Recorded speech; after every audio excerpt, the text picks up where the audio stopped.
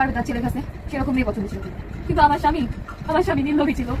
ও সৎ ছিল, ও আমাকে পছন্দ করছে, ও আমাকে পছন্দ করে বিয়ে করছে।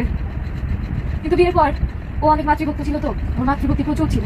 আমি সেটাকে অ্যাপ্রিশিয়েট করতাম, কারণ আমিও তো একদিন মা হব, আমারও সন্তান তাহলে ওর মতো হবে, ওর যেহেতু সন্তান। কিন্তু একটা পর্যায়ে যখন যে দেখলাম আমার দেওয়ালে পিঠ ঠেকে যাচ্ছে, আমি খুব ওদের যত্ন করতাম, ওকে ওর মাকে, কিন্তু ওরা না আমাকে বুঝতো না। আমার হাজবেন্ড আমাকে প্রচুর ভালোবাসতো, কিন্তু ওই যে একটা এজ গ্যাপ, ওর জন্য ও আমাকে বুঝতো না।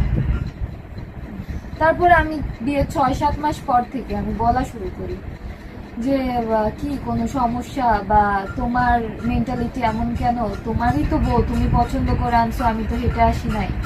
তাহলে কি তোমার কখনো ইচ্ছাই করে না যে তোমার বউকে নিয়ে একটু থাকি, বা মানে তোমার কি ইচ্ছে করে না বউয়ের সাথে থাকি, বা বউকে আলাদা করে একটু টাইম দেই? ও বলতো যে না, বউকে আলাদা করে টাইম দেওয়ার কি আছে, ওরা